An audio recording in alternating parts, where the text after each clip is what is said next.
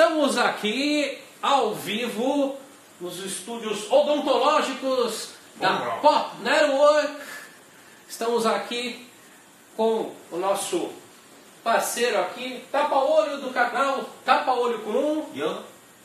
E meu colega do aquário, né, também biólogo marinho, com pós-graduação em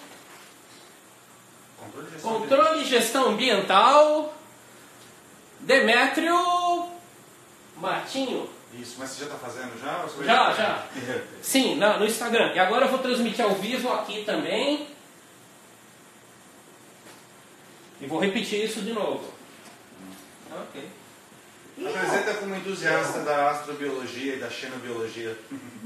Live from the Pop Network Studios, na verdade os estúdios odontológicos da Pop Network. Estamos aqui comemorando este dia que celebra os 50 anos da data mais importante da história da humanidade, a conquista da Lua. Luciene, pode vir para cá. Apresente-se aqui no sofá. Opa, porque não sente no celular.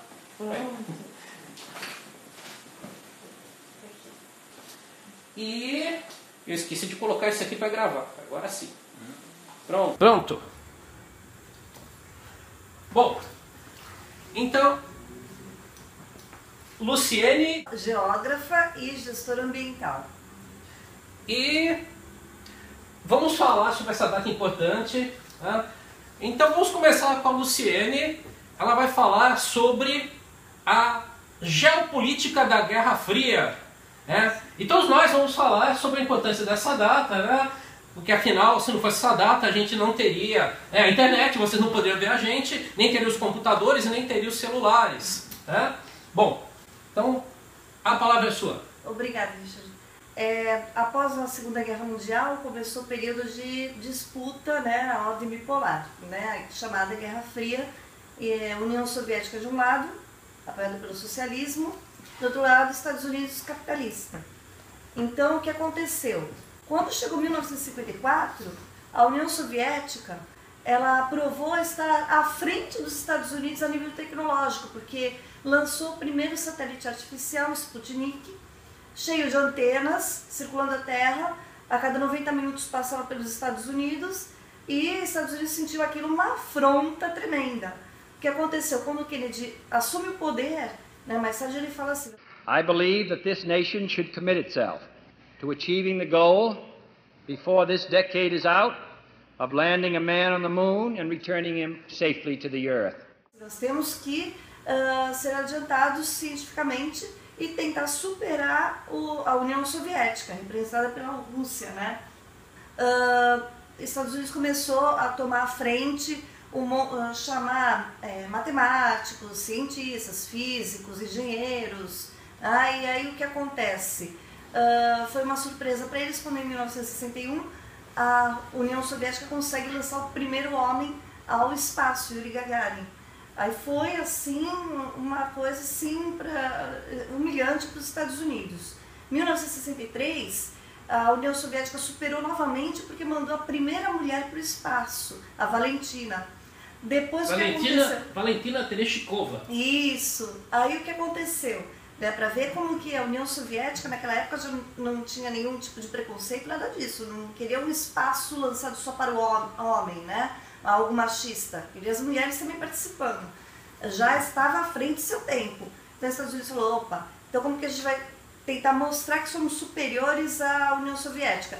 Temos que lançar o homem, levar o homem à Lua. E aí começa toda essa trajetória, essa corrida espacial, chamada corrida espacial, porque a União Soviética também fazia planos para isso, só que os Estados Unidos queria ser lançado na frente. Gastou milhões para isso, tá? Mas era uma questão de honra para os Estados Unidos, a tal ponto que quando acabou a Guerra Fria, não houve mais esse investimento maciço, né? Mas era mais para mostrar para eles que a tecnologia norte-americana era superior da União Soviética. E, no entanto, eles conseguiram essa proeza, graças também à valentia, né, do Neil Armstrong também, que foi o primeiro a pisar ali, né, e altamente preparado psicologicamente, porque ele era calmo, mesmo com pouco combustível, ele manteve-se calmo, seguro. Ficaram 2 horas e meia circulando ali 60 metros ao redor, né, da nave, e o que acontece é que eles conseguiram coletar bastante substâncias, materiais rochosos, enfim, para poder, vamos dizer assim, fazermos uma pesquisa, sabemos como que é o solo lunar e sabemos hoje que é rico em sílica, ferro, magnésio e muitas outras rochas. Então é isso. Obrigado. E agora, tapa-olho. O que você acha que foi esse impacto da chegada do ser humano na Lua? O que influenciou não só na tecnologia, né, mas na sociedade? Eu acho que foi um grande impacto, basicamente, um grande avanço para o homem, na minha opinião. E eu acho que só tem isso que eu tenho que comentar, porque eu acho que é melhor só eu comentar isso. Demétrio, você disse que queria comentar o impacto desse evento na indústria cinematográfica. Na verdade, toda a mídia, né, a gente fala cinematográfica com relação ao grande interesse que isso gerou na época, né, foi transmitido em todas as salas de cinema do mundo praticamente, mas é interessante notar que a força midiática que veio junto com isso, né, aquela questão de muita gente não acreditar que o homem foi na Lua, foi tudo feito num estúdio de cinema, a tecnologia prova que eles realmente estiveram, todos os avanços tecnológicos não surgiriam por acaso, assim, a gente tem toda essa história da corrida, né, espacial, e que mostrou a capacidade do homem em superar as dificuldades adversas que ele encontra pela frente. Você teve aí, até um contrassenso você pensar que com uma tecnologia inferior, em menos de 10 anos, quando eles falaram vamos para a Lua, eles foram. E 50 anos depois, uma tecnologia muito superior que nós temos hoje, nós não vamos.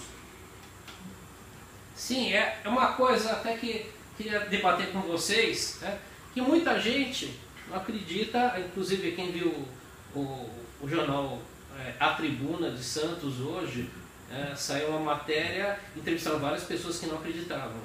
Mas a maior prova de que isso aconteceu é que os astronautas deixaram lá espelhos na Lua. Esses espelhos eles estão funcionando até hoje. Né? Sim, refletindo raios lasers. Sim, e eles até descobriram que a Lua realmente está se afastando da Terra, é uma média de 3 centímetros por ano, né?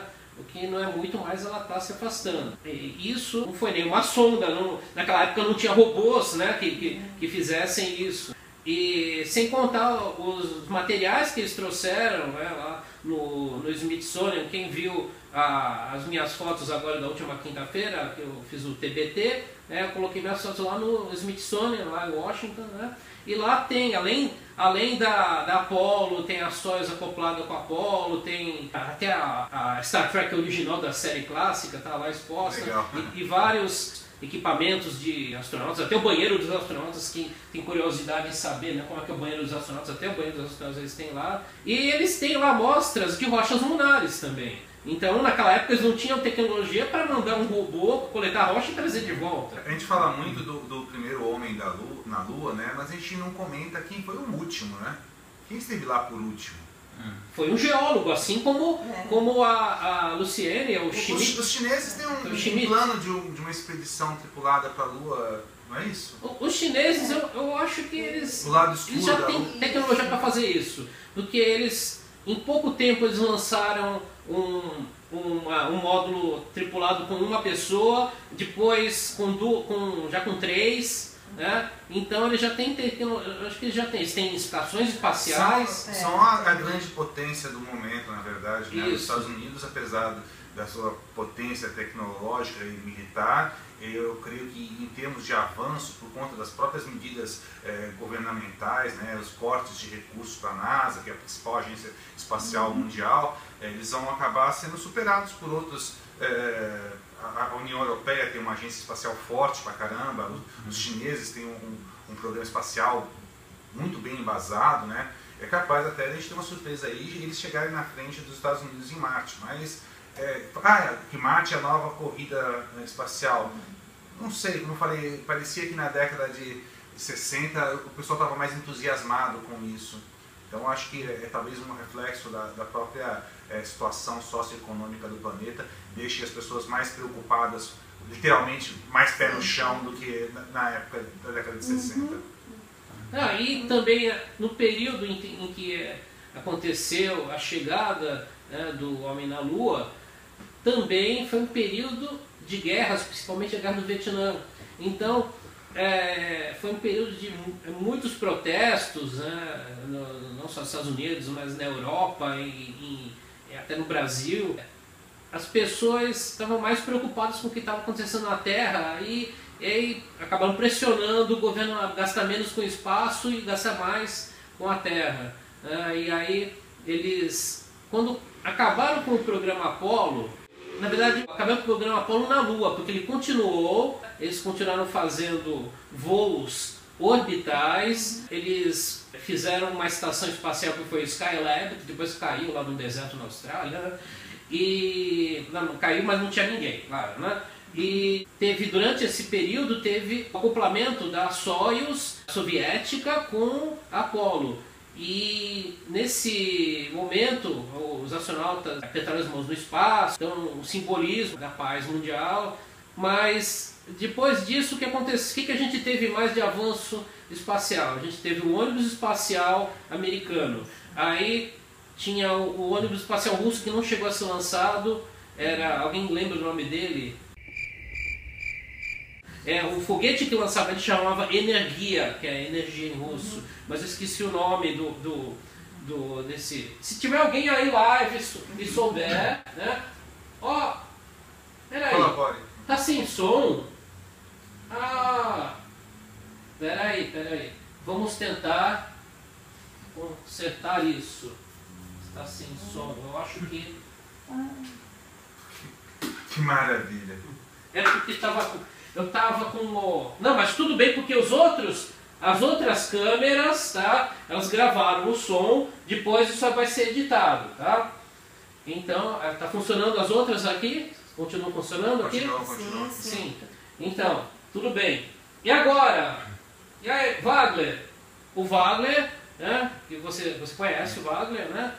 Sim, né? O Wagner, que mora em Portugal, está aqui agora um período aqui no Brasil, né? E está acompanhando a gente. Obrigado pela participação, obrigado por avisar que estava sem som, né? Aí avisa agora se voltou o som. Mas de qualquer forma, todo mundo que estava assistindo até agora, então, pelo YouTube e estava sem som, tá? Vocês vão ver depois esse vídeo editado, porque está tudo sendo gravado aqui, tá? Bom, então, como eu dizia, o ônibus espacial, né? Sim, o russo, né, que não chegou a ser lançado, assim como o foguete para a Lua, a Rússia estava construindo um foguete para a Lua para chegar antes dos americanos. Por quê? Eles saíram na frente, né? Como a Luciane falou. Eles primeiro lançaram o primeiro satélite, depois o primeiro tripulado por um ser vivo que foi uma cadela, depois tripulado com um ser humano, aí depois mulheres. Depois uma mulher no espaço, né? Aí depois teve o primeiro... E Estados Unidos só foi mandar, uma mulher no espaço em 1983, sim, 20 anos depois da União Soviética. Sim, o primeiro passeio extraveicular também foi feito pelos soviéticos, então eles estavam bem na frente. E eles tinham feito um foguete enorme, devia ser do tamanho do Saturno V, né? Esse foguete foi visto por satélites espiões americanos, né? Lá na base de Baikonur, né, no Cazaquistão. Na verdade, Baikonur é um enclave russo, né, ele fica dentro do Cazaquistão, mas ele pertence à Rússia, né? É um complexo com várias bases de lançamento de foguetes, né? E ele estava para ser lançado, e o que aconteceu? Ele explodiu, né? E aí, por causa qualquer semelhança com a base de Alcântara é mera coincidência. A base de Alcântara eu acho que talvez tenha sido o serviço secreto francês, né? Porque, olha só, né? Quem que ia sair prejudicado? Não vamos derivar para meandros políticos. Quem que seria prejudicado? Porque o lançamento na base de Alcântara sairia mais barato por ficar mais próximo ao Equador, então gasta menos combustível, né? E aí seria interesse para eles. E por que o serviço secreto francês? Porque eles afundaram o Rainbow Warrior, né? O serviço secreto francês, eles têm coragem de afundar navio do Greenpeace, né? Então, imagina se eles não vão ter coragem de eliminar um concorrente forte, né, como a base de Alcântara. Né? Por isso que o VLS, veículo lançador de satélites brasileiro, não saiu até hoje. Uma coisa também que atrasou bastante a questão da corrida espacial depois da conquista da Lua foram os acidentes com os ônibus espaciais, né? A Challenger, depois qual foi essa? Teve dois, não teve? Foi a Challenger... Endeavour? Qual é o nome da outra? Foi Endeavour, Então, mas quando o programa espacial já estava desacreditado, porque tinham cancelado as missões lunares, depois cancelaram a missão Apollo, né? Em 79, o laboratório espacial, a Skylab, caiu, né? Então, estava muito desacreditado. Eles lançaram o ônibus espacial em 81, né? E aí, o Ronald Reagan, que foi o presidente na época, que ele falou, somos gigantes de novo. Mas não parece algum slogan meio trumpiano, não parece? Make America Great, alguma coisa assim, né? Então. Mas a Columbia, acho que foi a Columbia que ia ser o primeiro voo com civis, né? Não, era a Challenger. A Challenger, isso, a Challenger. Isso, 86. Que tinha aquelas coisas da professora, que tinha ganhado o concurso. Foi uma comoção nacional, né? Porque foi transmitido ao vivo, né? E aí, a partir disso, eles pararam de transmitir ao vivo os lançamentos por causa disso, né? E o ônibus espacial, teve vários acidentes, teve o caso da Challenger, teve a Endeavour, né? Mas eu achava que os ônibus espaciais eles seriam o futuro da corrida espacial, né? Porque eles poderiam ir até a estação espacial. Até os dias de hoje é o mais próximo que a gente tem de uma espaçonave, é um ônibus espacial, né? Sim, Mas, por exemplo, o ônibus espacial, ele não poderia pousar na Lua. Por quê? Porque ele plana como um avião, né? Na Lua não tem atmosfera, não tem ar. Então... Ele não planaria. Sim, ele não planaria. Eles teriam que fazer um ônibus espacial com um mecanismo parecido com o Harrier, né, que é aquele avião, né, de decolagem vertical. Né? Eles teriam que fazer alguma coisa assim. Né? Mas e o custo? Sim, e outra coisa, não tem pista de pouso lá também. Né? Então, a maneira dos módulos lunares ainda é a forma mais barata que a gente tem hoje. Né? Só lembrando que, recentemente, uma empresa privada de Israel mandou um módulo, né? Foi a primeira vez que foi feito isso, um módulo foi mandado para a Lua. E, inclusive eles estavam levando equipamento da NASA, estavam levando espelhos, né? Igual foram levados nas missões Apollo, para observar o comportamento da Lua, o comportamento sísmico e tudo isso, magnético. E ele chegou até a Lua, só que na hora de pousar, em vez de ele disparar os retrofoguetes, né, ele disparou o foguete e ele colidiu contra o solo lunar. Né? Mas mesmo assim eles comemoraram, né, porque foi um programa que o custo foi muito mais baixo do que um voo da NASA. A gente tem alguns programas que acabam superando a expectativa, né? Se a gente vê o caso, por exemplo, de algumas sondas espaciais que foram projetadas para durar 2, 3 anos e ficaram 20 anos no espaço, a Pioneer, a Voyager, foram projetadas para uma missão mais curta e acabaram ficando décadas no espaço. Sim. Se eu não me engano, a Pioneer 1 é o objeto feito pelo homem mais longe do planeta, que se encontra mais longe do planeta atualmente. Ela já saiu do sistema solar. Já saiu? Né? Acho que uma coisa uns 4 anos atrás ela ultrapassou o cinturão externo de asteroides. Então é um feito fantástico, com uma tecnologia que é arcaica, por assim dizer, né? E ainda tem muito a avançar, né? Só que é aquele tal negócio, como foi falado antes. o investimento é alto. Hoje a situação econômica dos países não é brincadeira, porque tem que investir no social, né, enfim, e pesquisas ligadas à saúde, né, enfim, e aí acaba virando uma coisa assim, como existiu durante a Guerra Fria, uma concorrência. Se não houver essa concorrência, a futura concorrência já está quase começando, que é a nova Guerra Fria, que dizem, né? Associada à Rússia, à China, esses países. Então, por isso que os Estados Unidos hoje quer, no caso, pensar nesse futuro aí para fazer novas experiências maiores, ônibus espaciais, etc. e tal. Só que hoje em dia o que reza a política econômica mundial são as empresas privadas, né? Também, falando nisso, as empresas privadas, né, também a gente está vendo o nascimento de um novo serviço, que é o caso da SpaceX.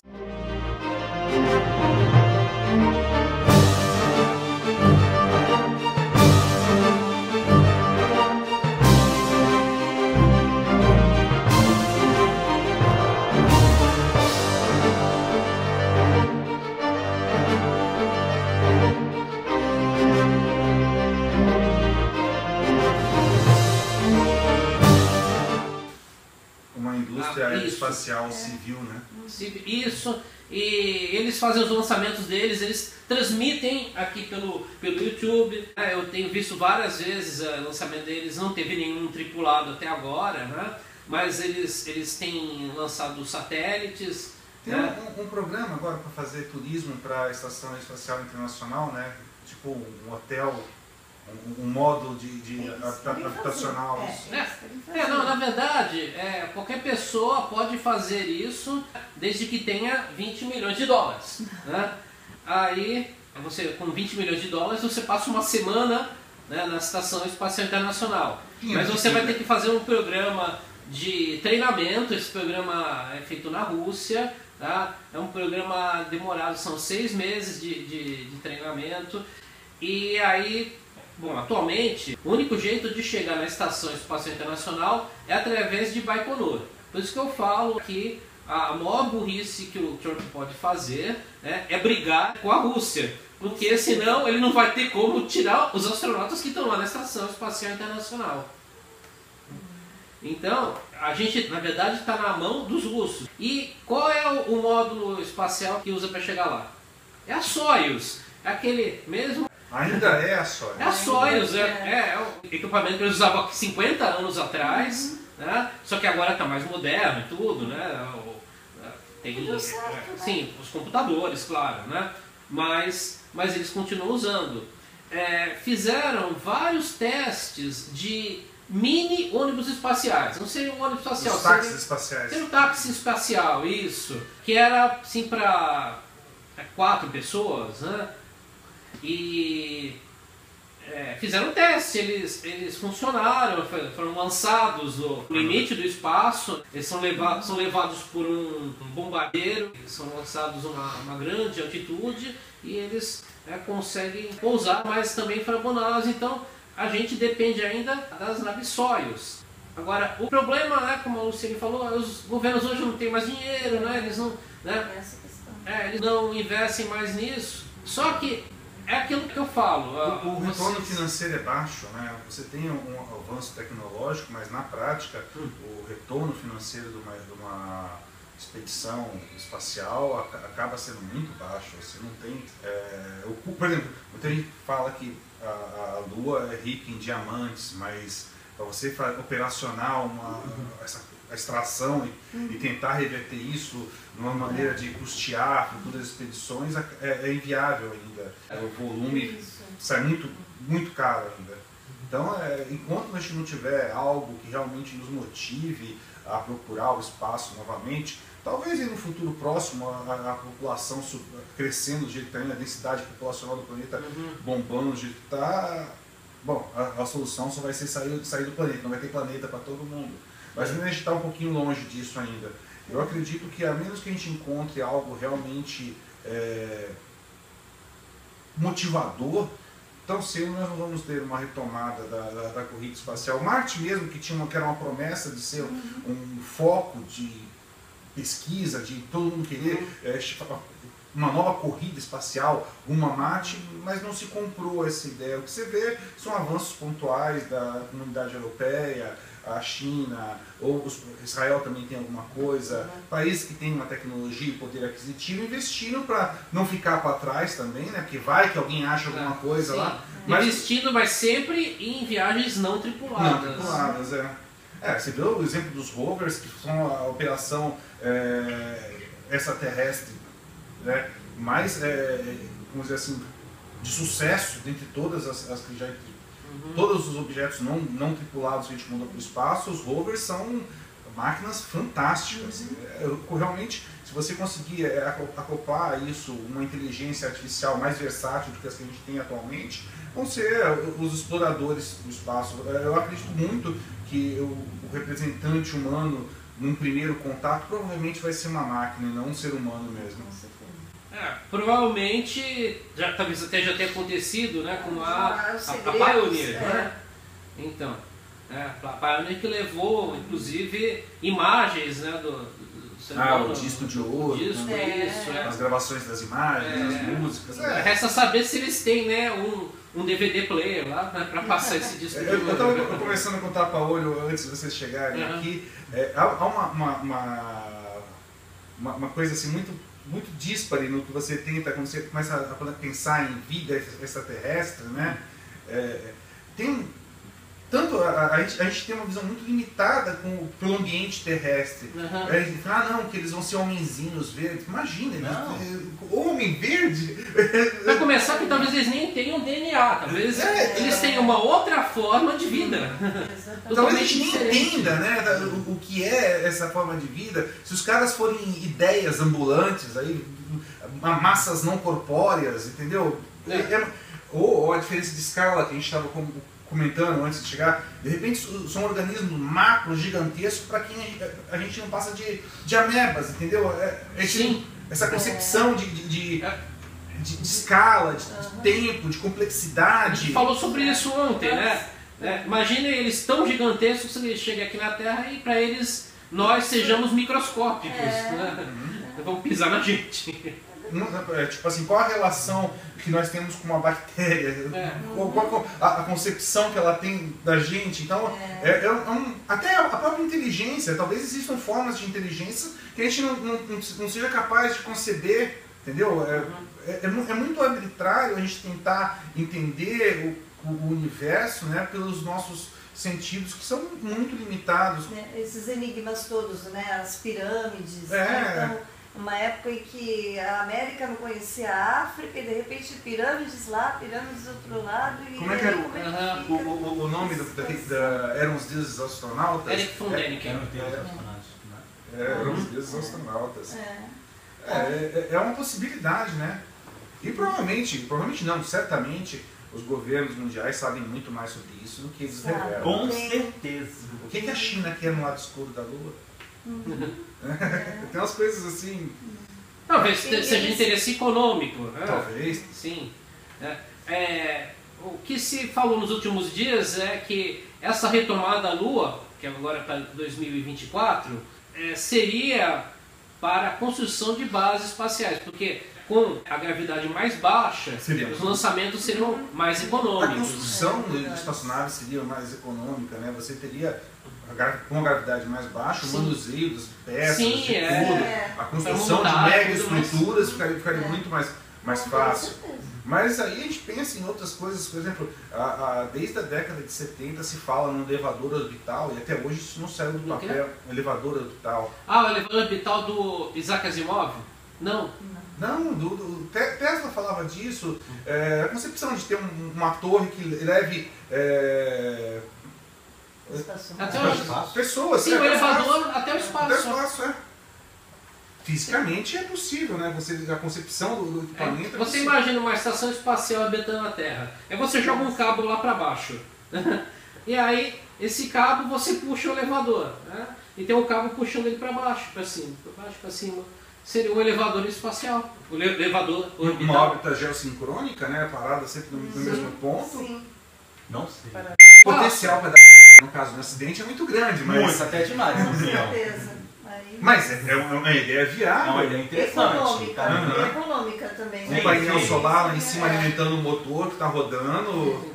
Seria fantástico, mas se a gente tem tecnologia para isso hoje em dia, não sei. Não sei. É tudo muito especulativo. A gente tem. Aí a gente entra por caminhos mais obscuros, vamos falar de área 51, de engenharia reversa. Então, Mas olha, a tecnologia hoje em dia vem evoluindo bastante. Então eu chuto que talvez em 10 anos, 5 anos, porque pela velocidade que a tecnologia vem evoluindo atualmente. vai de interesse econômico, né? É, também. A A tecnologia ela evolui no sentido do que é economicamente interessante. Se o celular mudou tanto, evoluiu tanto em tão pouco tempo, porque tem uma demanda mundial por essa tecnologia, entendeu? É uma corrida entre os fabricantes de celular para quem faz o menor, o mais prático, o mais rápido. por cima. Não. Quando é um, não é mais de um por ano. Você tem... interesses econômicos das indústrias, né? Então, por exemplo, na época da União Soviética não existia esse interesse econômico, vamos dizer assim, tá? Aí ela foi obrigada a levar, vamos dizer assim, o conceito dela, mostrar para o mundo, olha, nós aqui podemos dominar até o espaço, cuidado, né? Então, era a época de espionagem, tudo isso. Hoje em dia, tá voltando, parece que esse negócio é cíclico, Sim, né? Tá voltando essa questão da espionagem, né? Vladimir Putin, ele quer ser o novo czar. Mas... Assim, Não, ele quer recriar a glória, né, dos tempos áureos da União Soviética. Sim, né? Eu acho que ainda a gente vai ter ainda muita encrenca pelo caminho, provavelmente ainda vai ter uma terceira guerra mundial, antes da gente ter um governo central, tipo um presidente do mundo, ter Tipo a ONU funcionando de verdade. Isso, um governo unificado no planeta, ainda vai demorar um século ou mais para acontecer. Eu acho que guerra mundial acho que não vai ter mais, porque todo mundo sabe dos perigos da autodestruição. E o conceito de segurança da todo ONU mundo ia sabe. permitir. Todo mundo sabe dos perigos, mas elegeram o Bolsonaro. Não vamos falar de política aqui não, gente. Acabou a política não. Não é política não. Acabou. Gente, isso lembrando aqui que no canal... Não. Sim, Desculpa. no canal da Pauli também, né? Também não fala de política. Eu não falo de política de nada, nunca. Sim. O canal da Paoli não fala de política, o E nunca vou Brown falar. Channel não fala de política, e nem de religião, e nem de futebol. Futebol eu tô fora, religião nunca. Então, nós não comentamos esses 3 assuntos, não porque a gente não goste, mas porque são assuntos polêmicos, né? E que as pessoas elas acabam ficando, né, até com raiva das pessoas. Raiva dividida, fala com você isso aqui. Eu só quis dizer que não tem como a gente confiar no bom senso da raça humana. Exato. Sim. Foi a única ressalva que desculpa. Como por exemplo o negócio da área 51 agora, que o pessoal tá afim de invadir. Meu Deus. Fazer o que lá agora? Vai dar ruim, gente. É sério. Não tem como dizer, né? O ser humano ele quer ao mesmo tempo desafiar as coisas, sempre desafia as coisas. E né? brincar também. Brincar com aquilo que não conhece. Exatamente. Ou que conhece, mas quer abusar. Flertar com perigo, faz parte da natureza Também, humana. no caso Chernobyl, né, que precisava aquele teste ali naquela época, fazer aquele teste todo para saber se em caso de um ataque... Em caso de um apagão, se não me engano. Isso. Mas para que tudo aquilo aí? No entanto, essas coisas acontecem sempre no mundo, são investimentos no fim que, por exemplo, voltando à corrida espacial, que levou um avanço tremendo para a humanidade. Hoje, metade do que nós temos é devido a isso. Tá? O mundo desenvolveu muitas coisas tecnologicamente, a estrutura, até na questão de ordem médica também, né? Equipamentos médicos, enfim. Novos tipos de aço também que foram fabricados mais resistentes por causa das espaçonaves, enfim. Então todo esse avanço nós devemos a essa era. né, essa era dessa corrida aí. Espero que volte novamente essa... Na verdade nunca parou, né? Essa tecnologia... Mas é uma disputa. Sim, a pesquisa mas espacial, mas que haja essa sim. disputa, porque Sim. eu acho que é uma disputa que é viável para o mundo, eu acho. Né? E isso, só um minutinho. Ó, nós estamos aqui ao vivo aqui com a Zoe Spark, tá dando oi, vamos dar oi todo mundo para a Zoe, lá do Rio de Janeiro, tá? Isso, amanhã, você que é fã da banda BTS, amanhã tem show, né? Amanhã é o BTS Day no Rio de Janeiro, tá? E, bom, continuando aqui que a gente estava falando da falta de interesse, existe um filme, acho que todo mundo assistiu, chamado Campo dos Sonhos. Você assistiu? Não. Campo dos Sonhos? Tá. Deixa eu ver se eu... Aquele do Kevin Costner? Do Kevin Costner, isso. Esse filme, o Kevin Costner, ele era um fazendeiro, né, e ele ouvia a voz do pai dele, que já tinha morrido, a voz dizia: se você construir, eles virão. Né? Então, tudo que a gente faz, né, mesmo que não tenha público agora, vai gerar uma demanda de público. Sim, com certeza. Então, se você... Só conheço o final do filme, eu não vi ele ainda. Ah, tá. Então você sabe, né? Você não sabia que ele falava isso? Sei. Sim, você sabia que ele falava isso. Se você construir, eles virão. Né? Eu já ouvi. E ele construiu e não vinha até que teve uma hora que eles vieram. Né? Então, essa é uma filosofia que não é seguida aqui no Brasil. Então, aqui quando eles abrem uma rua, eles fazem a rua... vai ter um trânsito aqui, vai ser suficiente para essa rua. Só que eles não levam em conta que daqui a alguns anos a população dobra e o trânsito também aumenta. Né? Então, quando eles fazem uma obra, né, tipo um ginásio de esportes, né, aí eles falam assim, aqui vai dar para atrair as competições aqui locais. Né? Não faz para atrair as competições locais, faz para atrair as competições nacionais, internacionais. É que a população, vamos dizer assim, nós estamos acostumados a viver o presente, tá? E aí não projetar o futuro. Né? Os Estados Unidos, por exemplo, trabalha pensando 50 anos à frente. Se eu fizer o que eu vou fazer hoje para poder usar até daqui 50 anos. É assim o pensamento deles.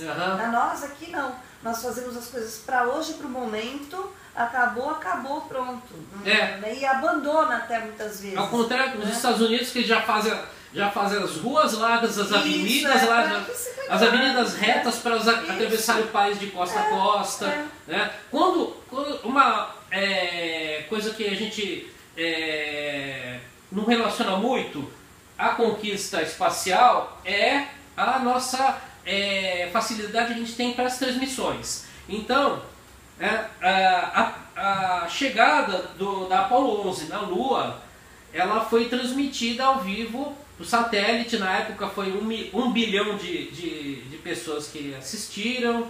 Né? Não, acho que não chegava a isso. Bom, mas foi o maior público que já teve na época. Não, acho que não chegava a 1 bilhão, mas foi o maior público que já teve. Depois disso, o que a gente teve? No ano seguinte teve a Copa do Mundo. A gente não fala de futebol, vamos falar da Copa do Mundo de 1970. Aí, quer dizer, o Brasil viu, assistiu o tricampeonato, graças à tecnologia que foi criada pela corrida espacial, pelas transmissões dos voos à Lua. 2 anos depois, o que teve? Teve os Jogos Olímpicos, os primeiros jogos transmitidos por satélite também, em Munique, na Alemanha. E no ano seguinte, o que teve? Em 1973, dia 8 de janeiro, cantando no seu aniversário, no aniversário dele. Elvis. Sim, Elvis, Aloha from Hawaii.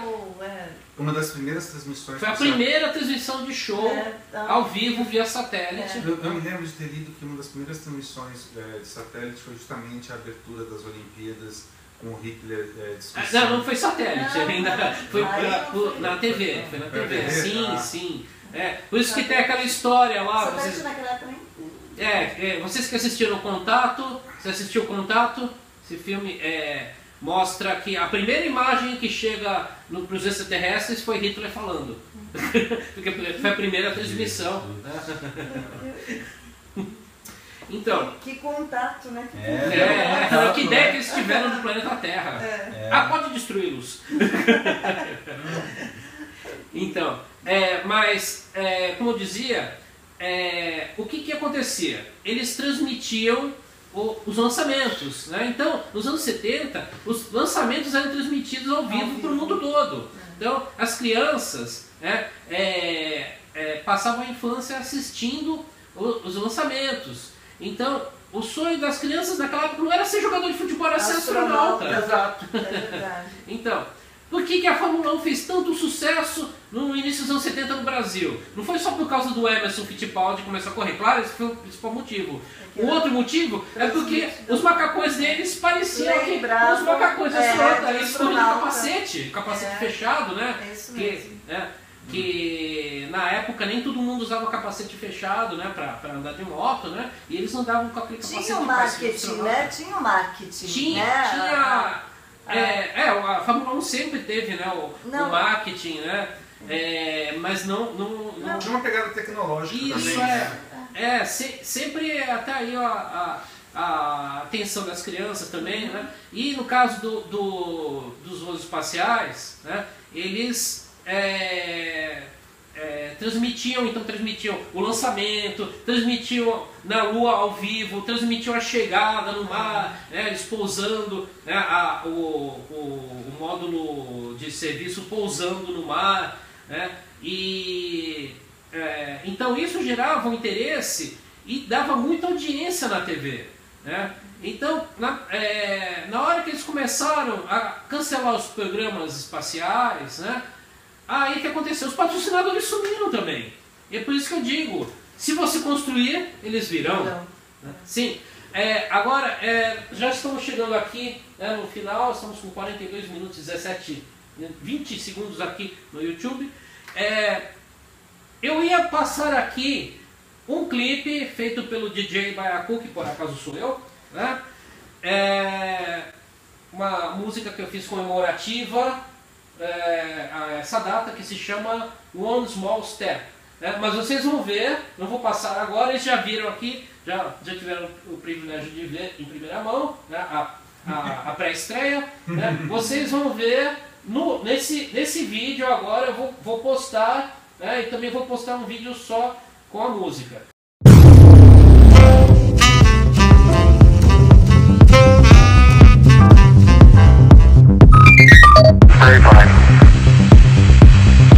I'm gonna step off the limb. It's one small step for man. One small step, one small step, one small step.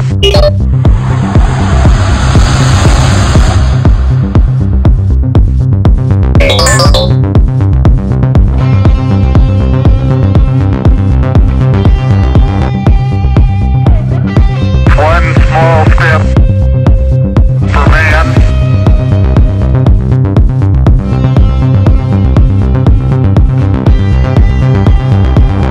One small step for man.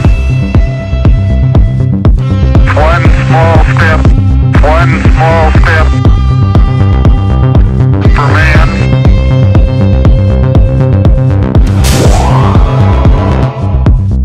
One small step for man, one giant leap for mankind.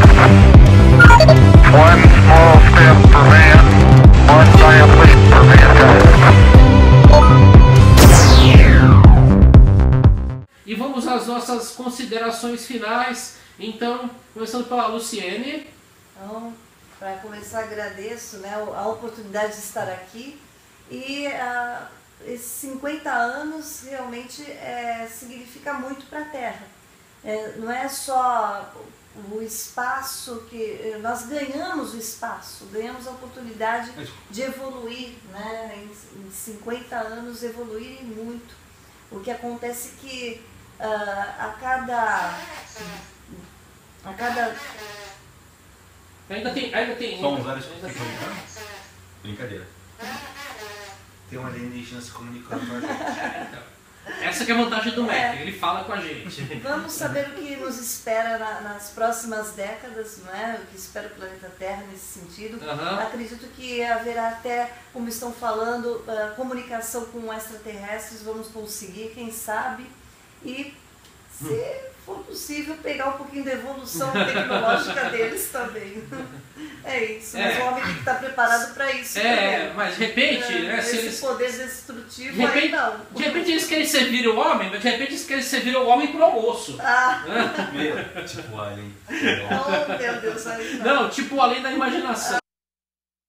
Mr. Chambers, don't get on that ship. The rest of the book, to serve man, it's a cookbook. Please, Mr. Chambers, eat. We wouldn't want you to lose weight.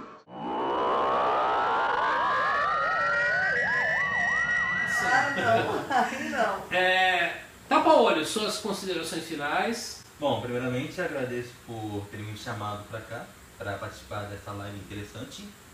Eu gostei de ouvir tudo que vocês comentaram, foi uma experiência bem legal. Eu gosto desses assuntos envolvendo aliens, tecnologia e espaço. E eu só posso dizer que eu gostei, foi muito legal escutar e aprendi um pouco mais. Eu gosto desse tipo de assunto, é muito bom na minha opinião. E é isso. Demétrio, suas considerações finais. É interessante falar do espaço, né? Porque sempre que a gente entra nesse tema, é uma coisa unificadora, porque acho que é um dos poucos assuntos que a gente trata como raça humana, a gente se vê como uma coisa unificada, sabe assim, quando o homem foi à Lua, ninguém, apesar de ter sido americanos, ninguém falou quando os americanos foram à Lua, não, foi o homem, a conquista do espaço, é a raça humana indo para o espaço, sabe assim, como falava o Carl Sagan, lembra? A poeira de estrelas, né? É a gente retornando para casa, por assim dizer. Então é sempre importante esse tópico, acho que é legal a gente falar a respeito, falar com seriedade, até se a gente às vezes faz uma brincadeira, fala sobre com referência a filme, a política, a anime, essas coisas, porque são os referenciais que a gente tem, mas o espaço é uma daquelas coisas que faz o homem sonhar. Né, faz as pessoas sonharem com um mundo melhor, um mundo sem guerras, um mundo onde a raça humana coopera para se expandir pelo espaço, onde o inimigo, né, não está aqui, ele vem de fora, né, uma coisa assim que o ser humano se identifica como humano. Então é legal a gente estar tocando nesse assunto. Eu aguardo uma próxima oportunidade para a gente falar um pouco mais sobre isso. Ah, sim. Então, marcaremos futuramente um outro evento, talvez um espaço um pouco maior. Né? E eu quero agradecer a todos, né? Aqui ao Wagner, a Zoe, que mandaram mensagem pra gente, né? E também a todos que estiverem assistindo agora no YouTube ou aqui no...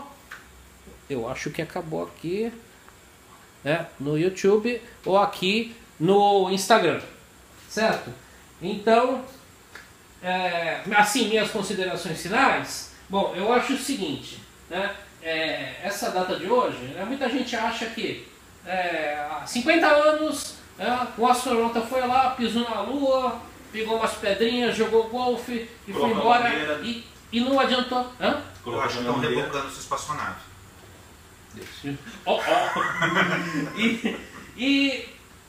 E aí, sim, e aí voltaram para a Terra e não aconteceu mais nada. Essa é uma visão que muita gente, talvez a maioria das pessoas tenha, né? Que isso foi só um...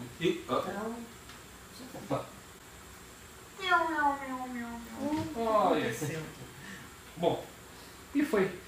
Eu vou terminar aqui. Considerando suas considerações finais, considerei finalmente finado. Então, vamos continuar aqui. Bom, essa imagem que muita gente tem, talvez seja até a maioria das pessoas tem essa ideia de que isso foi em vão, foi só um delírio dos governos, né, para fazer propaganda política, né, mas se a gente pensar bem, não só a tecnologia que a gente tem hoje, que a gente está inclusive usufruindo dela, mas também, né, que naquela época em que existia um interesse, os adolescentes daquela época, quem que eram? Né? Eram nossos pais. Não, os adolescentes daquela época eram o Steve Jobs, eram o Bill Gates, né? Quer dizer, eles investiram $1 bilhão, né? E eles faturam trilhões de dólares com essa tecnologia que foi desenvolvida naquela época. Então, o espaço é rentável, né? E se você tiver a oportunidade de viajar no espaço, viaje. Se você tiver $20 milhões, né? Fique uma semana na Estação Espacial Internacional, tá? E nós que não podemos, vamos talvez nos encontrar, né, no nosso próximo encontrinho com outros inscritos no planetário, ou no planetário do Rio ou de São Paulo, né, ou no planetário inflável lá da Praia Grande, né, quem sabe, né, e fim de transmissão.